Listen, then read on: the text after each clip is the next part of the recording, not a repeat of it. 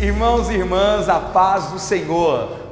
Estamos começando mais uma edição do programa Escola Bíblica Dominical e é um prazer ter a sua companhia e a sua audiência. Nós estamos neste trimestre estudando os livros de 1º e 2º Samuel, princípios do governo, princípios de Deus para o governo, para a liderança humana. E eu agradeço a Deus pela sua vida, de você que tem nos acompanhado aqui semanalmente, estudando conosco a palavra do Senhor. Bem-vindo, bem-vinda. Está começando o programa Escola Bíblica Dominical.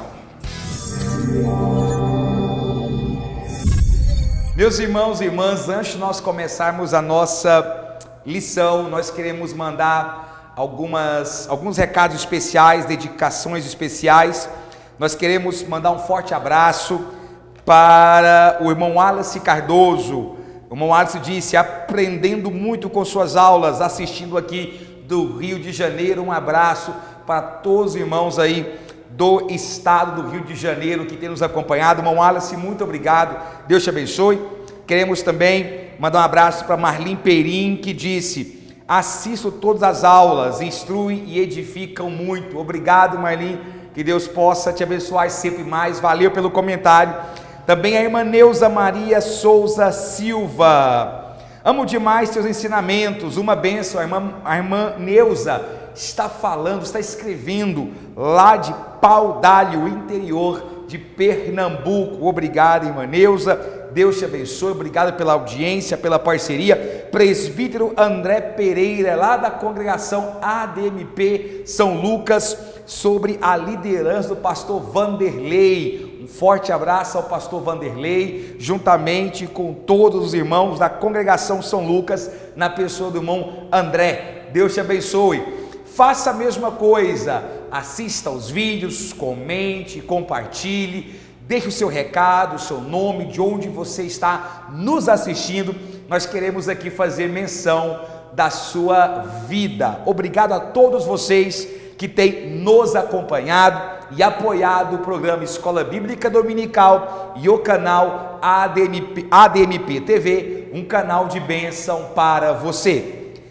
Bom, a lição de número 8, ela tem como título o exílio de Davi, e o nosso textuário diz: então Davi se retirou dali e se escapou para a caverna de Adulão, e ouviram os seus irmãos e toda a casa de seu pai, e desceram ali para ele. E ajuntou-se a ele todo homem que se achava em aperto, e todo homem endividado, e todo homem de espírito desgostoso, e ele se fez chefe deles, e eram com eles uns 400 homens. A verdade prática diz: dos muitos conflitos que vivenciamos, aprendemos lições preciosas para a nossa vida espiritual e formação de nosso caráter segundo o modelo de Cristo. A nossa leitura bíblica em classe está em 1 Samuel, capítulo 22, do versículo 1 até o versículo 5, falando aqui sobre Davi, ainda junto aos moabitas. É bom o irmão dar uma lida antes de assistir a nossa aula. E agora, o objetivo geral, que é mostrar que muitos conflitos que vivenciamos, dos muitos conflitos que vivenciamos, podemos tirar lições preciosas para a nossa vida espiritual. Amém. Então, está aí a nossa orientação do que nós deveremos estar estudando no próximo domingo. Bom, irmãos, como eu já havia dito em outros momentos, nós estamos fazendo um estudo de 1º e 2º Samuel de forma não sistemática. Nós não estamos exaurindo todo o livro, até porque isso é impossível, né? A Bíblia é sagrada, mas também não estamos fazendo nenhum acompanhamento versículo a versículo. Entretanto, estamos focando em episódios de relevância em termos de governo. Os irmãos se lembram que na aula passada a gente falou sobre o chamado de Davi, a unção de Davi características do seu chamado e assim sucessivamente. Bom, muita coisa acontece desde então. Seria interessante você, aluno e aluna, ler o interlúdio, ler o texto que está entre os capítulos que nós estamos estudando, para ter uma boa visão do que aconteceu. E você, professor, pode fazer isso, pode fazer uma espécie de review lá na sua aula, conectando a lição passada com a nossa lição atual. Para nós aqui é difícil pelo tempo, mas resumidamente o que acontece é que Davi, após derrotar Golias, ele se casa com a filha de Saul, entra para a família real. Além disso, ele começa a exercer os seus dons de tocador, de instrumentista, de cantor, de poeta, junto ao rei Saul, que estava ali num processo de perturbação, estava perturbado por um espírito maligno. Muito bem, Saul começa então a desconfiar de Davi. Aliás, Saul desconfiava de tudo e de todos. A narrativa bíblica deixa bem claro que ele sempre se sentava com as costas para a parede, sempre ladeado pelos seus guarda-costas, com medo de que alguém pudesse atacá-lo de forma traiçoeira. Ok, nesse processo surge uma amizade linda, maravilhosa, muito forte entre Jonatas, que era filho de Saul, e Davi, uma das grandes amizades e grandes laços registrados nas páginas bíblicas.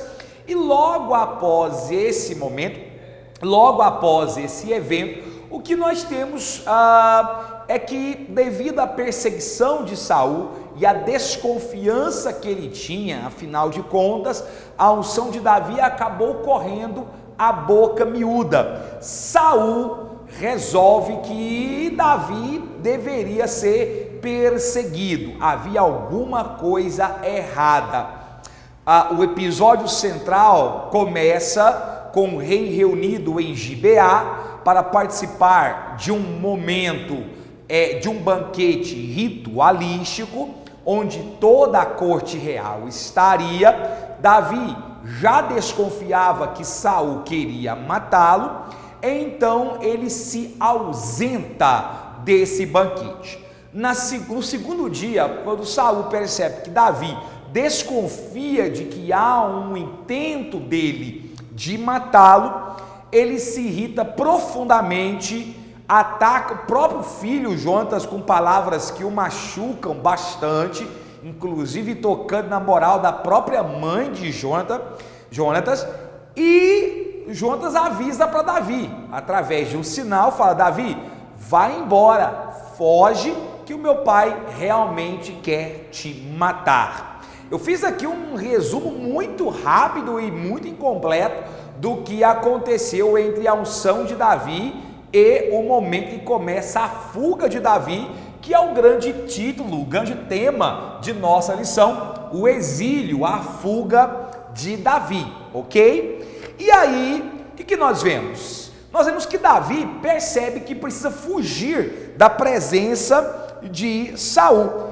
E quando a gente estuda a geografia bíblica, você percebe que as distâncias nos tempos bíblicos não eram grandes. Na verdade, você consegue percorrer toda a terra atual de Israel de ponta a ponta em um pouco mais de 5 horas de uma viagem de carro. Em 6 horas, por exemplo, você consegue atravessar todo o estado de Israel.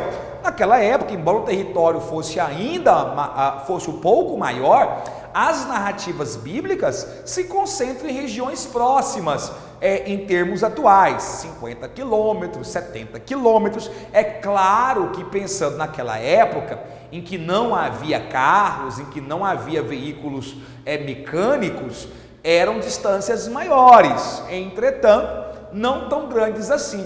E Davi percebe que precisa dar um jeito de se refugiar, fugir da presença de Saul. Então o que Davi faz?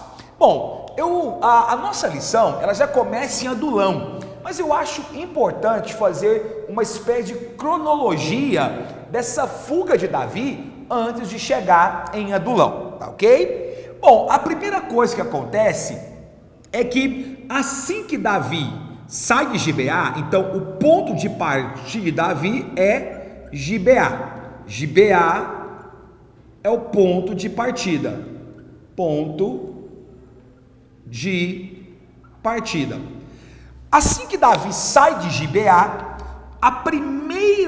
ele vai correndo, ele sai em disparada para uma cidade próxima de Gibeá, aproximadamente 6 quilômetros de Gibeá, cujo nome é a cidade de Node. Isso está registrado em Sagrado. Node era uma cidade ritualística, é uma cidade sacerdotal. A Bíblia deixa bem claro que neste lugar habitava os sacerdotes.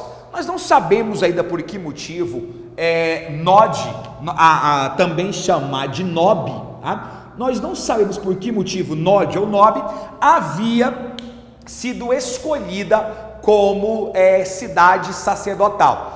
A arca, neste tempo, ainda estava na casa de Obed-edom, lá em Kiriat Jabim. Havia vários santuários espalhados, já citamos alguns aqui, Betel, Ramá, Betesda e assim por diante, mas Nob foi um lugar escolhido para hospedar a casta sacerdotal. Nessa cidade, Davi, ao fugir, precisa de duas coisas: suprimento e armas. E ele sabe que ele poderia correr até o sacerdote para procurar ajuda. Chegando lá, ele vai falar com Aimeleque. Aimeleque era o sumo sacerdote desse lugar. E ele se assusta muito quando vê Davi chegar. Ele pergunta por que Davi está ali sem sua escolta real, afinal de contas ele era membro da família real. Davi dá uma justificativa meia boca.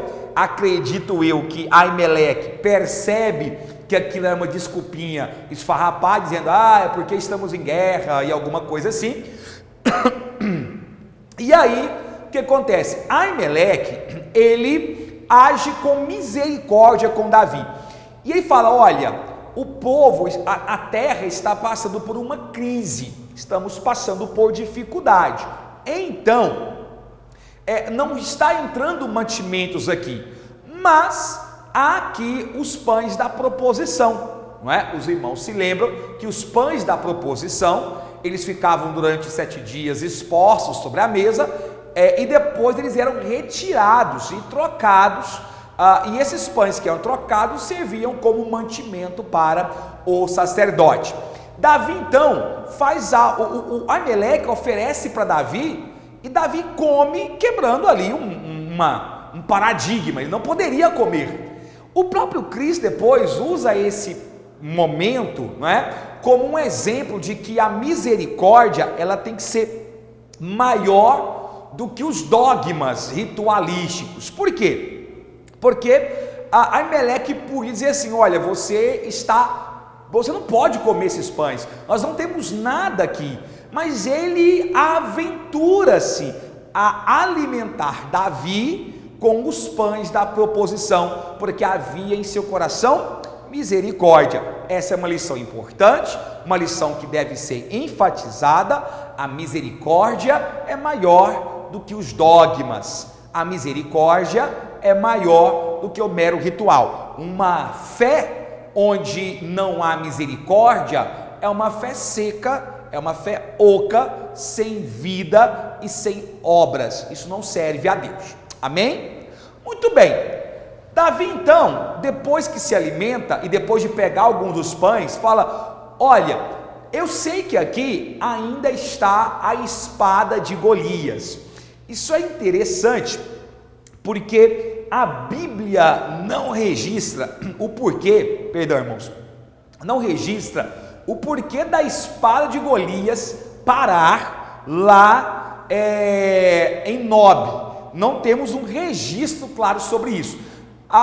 Diz a referência bíblica que ela estava guardada junto com a estola sacerdotal. Posso eu fazer algumas conjecturas? Imagino eu que aquela espada representava um livramento máximo de Deus para Israel.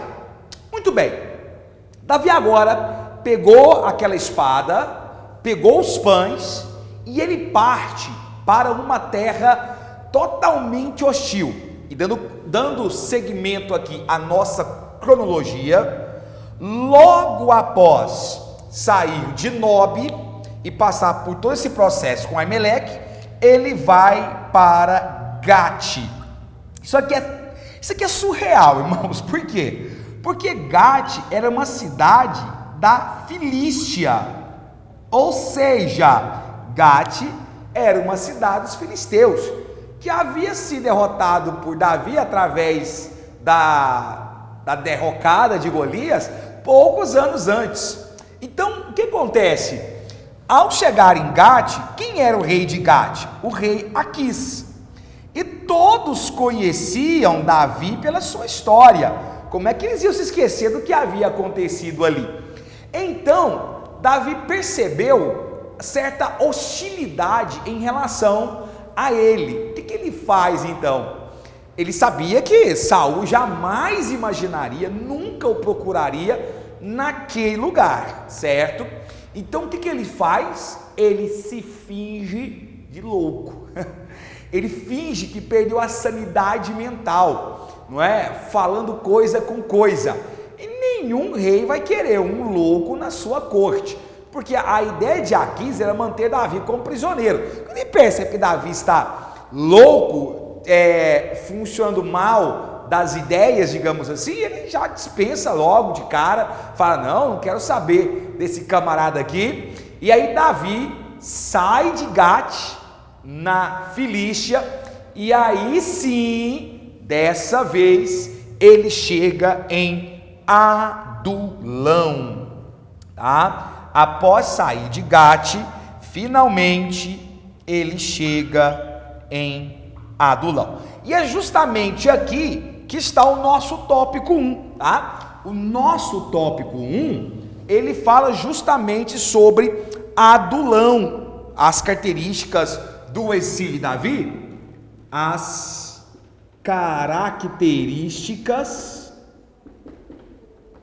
do exílio de Davi, começa em Adulão. Começa em Adulão. Bem na verdade, Adulão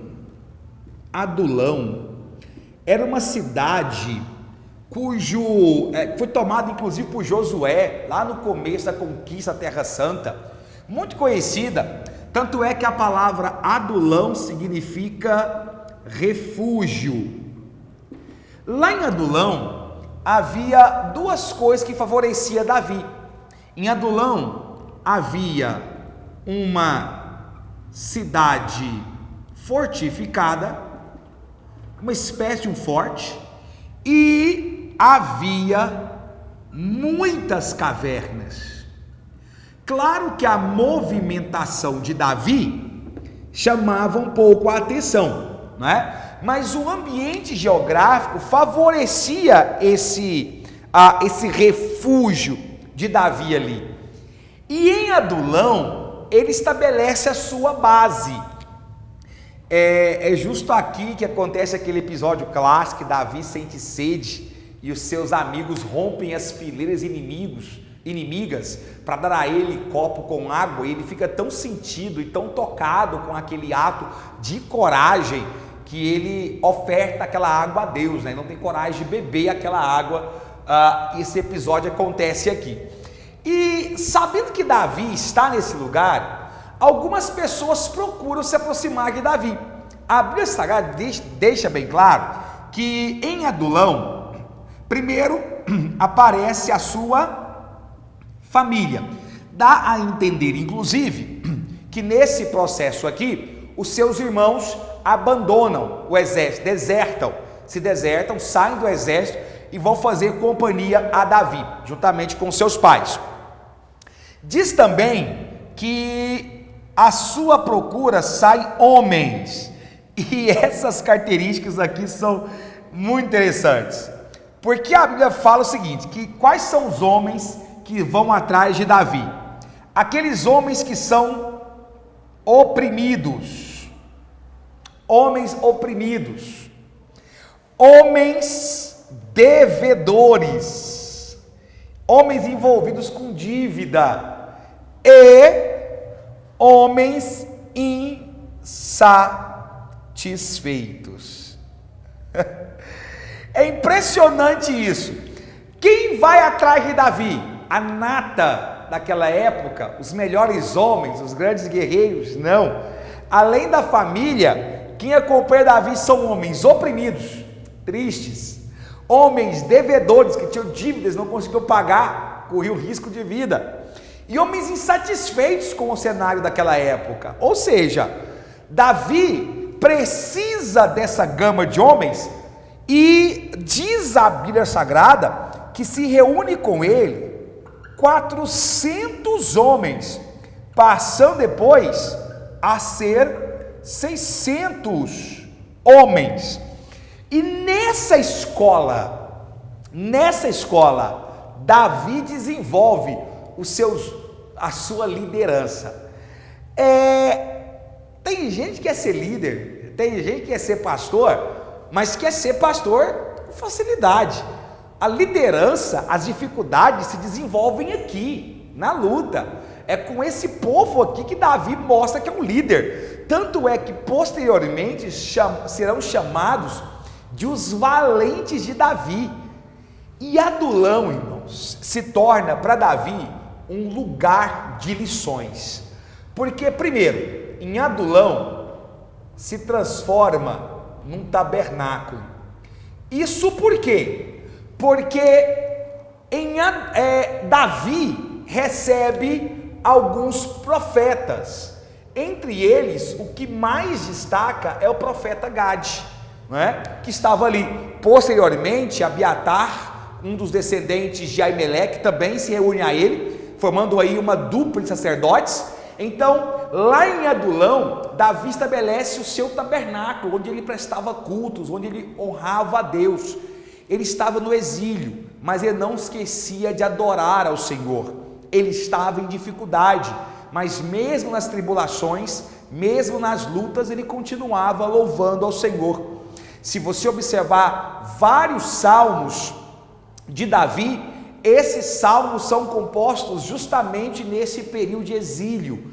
Em Adulão, ele compõe salmos magníficos, onde ele chora a sua situação, ele clama a Deus pelo seu estado, mas ele também agradece ao Senhor por tudo que ele tem feito em sua vida. Isso está lá, é o tabernáculo transformado. Outra coisa, em Adulão se transforma em santuário, é um lugar onde se presta culto a Deus.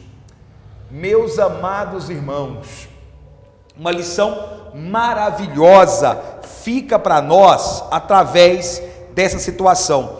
Davi estava em lutas, Davi estava cercado de descontentes, mas quando ele orava, aquela caverna se tornava um santo tabernáculo. Ele era ali, naquele lugar, capaz de encontrar refúgio sob as asas de Deus. O tópico 2 diz o seguinte: Davi percebe que aquilo era perigoso, né, para sua família.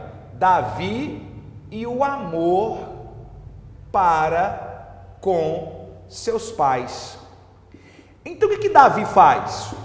Ele percebe que é perigosíssimo estar ali juntamente com sua família.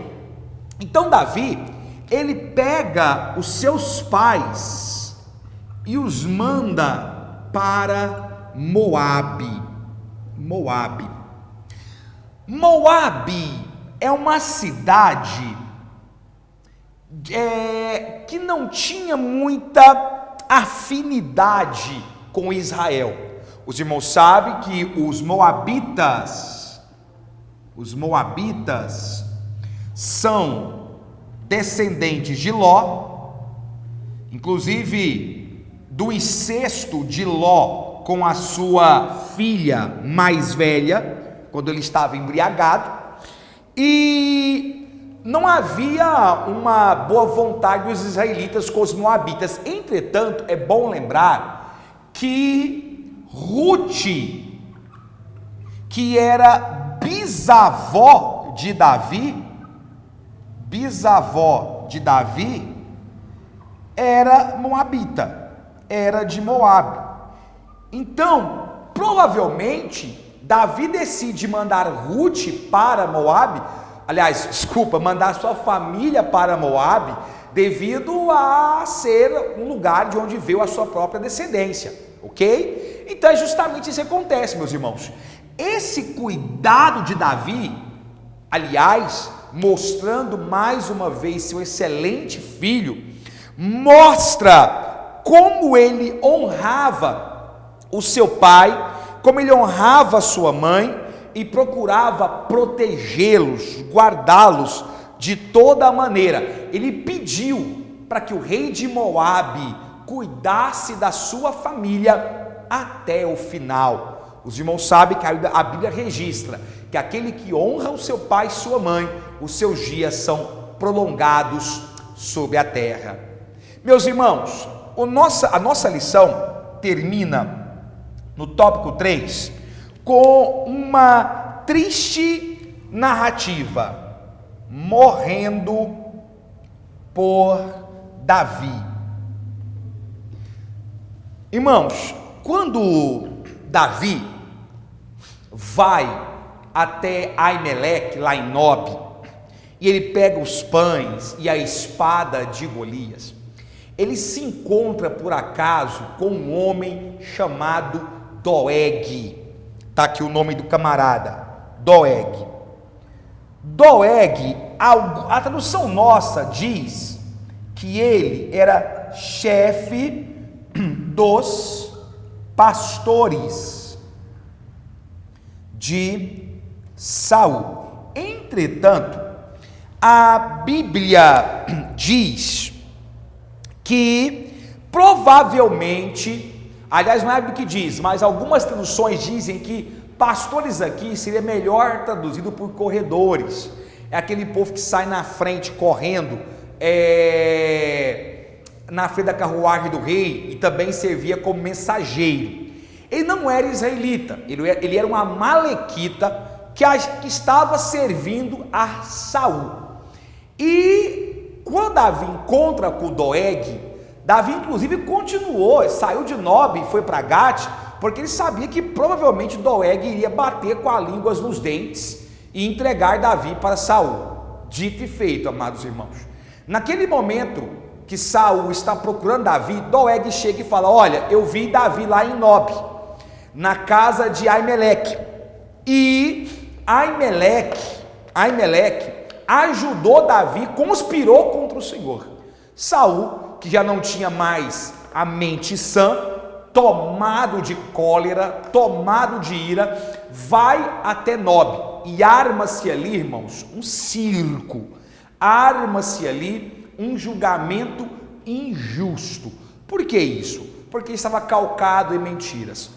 Saul acusa Aimeleque e sua família de alguns delitos. Anote aí os delitos.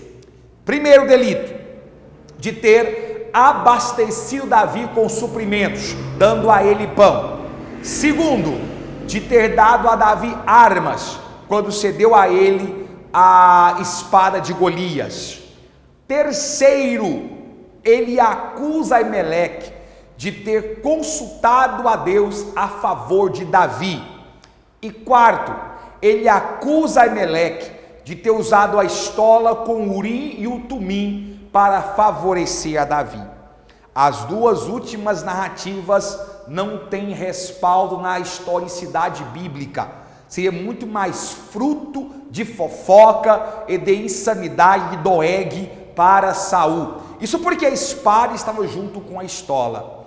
Aimeleque faz uma defesa de si, diz: olha, eu não conspirei contra o Senhor, eu não estava sabendo de nenhuma conspiração. Até onde me consta, Davi é genro do Senhor, faz parte da família sacerdotal, e eu não consultei o Senhor por ele, mas sim, eu alimentei e eu dei a ele a espada de Golias. Então Saul manda os seus soldados matarem Aimeleque e toda a sua família, mesmo sabendo que o julgamento era injusto. E aqui nós temos pela segunda vez uma prova de que, apesar de que Saul lutava com o reinado não era mais dele. Assim como aconteceu lá em Jonatas, quando Saul mandou matar Jonatas, os soldados não quiseram matar. Mais uma vez há uma prova de que ele havia perdido a autoridade. Os seus soldados não resolvem acatar as ordens, não acatam, aliás, os soldados não acatam as ordens de Saul e não matam, mas sempre há um filho de Belial disposto a tudo para querer satisfazer o puxa-saquismo real. Doeg, o fofoqueiro, ele mesmo se dispõe a fazer o serviço sujo. Doeg mata Aimeleque e sua família, mata 85 sacerdotes e, não satisfeito com isso, vai além, entra em Nob e mata quase todos daquela cidade, não escapando nem mesmo os animais domésticos. Uma carnificina. Apesar do triste relato, nós estamos vendo aqui mais uma vez o cumprimento das Escrituras Sagradas, porque Deus havia dito a Eli que a descendência de Eli não seria mais sacerdote em Israel. Está se cumprindo aí a profecia de Deus sobre a sua família. Aquele povo morreu por Davi, aquele povo se sacrificou pelo rei, e esse é o tópico. A Bíblia não fala muito sobre Doeg, mas quando lemos o Salmo 52, nós entendemos que há uma promessa de Deus para Doeg, que a mão e o julgamento seria pesado sobre ele. Como diz a nossa revista, o ímpio pecador será varrido da face da terra. 10 anos, longos 10 anos, é o tempo que durou o exílio de Davi contra Saul. E na próxima lição nós daremos continuidade a essa saga, vendo como foi que Davi assume o reinado. Queridos irmãos e irmãs, muito obrigado pela atenção. O programa Escola Bíblica Dominical vai chegando ao final. Nós queremos agradecer a sua audiência. Inscreva-se em nosso canal, ative o sininho e, se você puder, ore conosco, ore por nós, divulgue, compartilhe, comente, e nós estaremos semana que vem para mais uma edição do programa Escola Bíblica Dominical. Que Deus em Cristo Jesus te abençoe e te prospere sempre mais. Amém.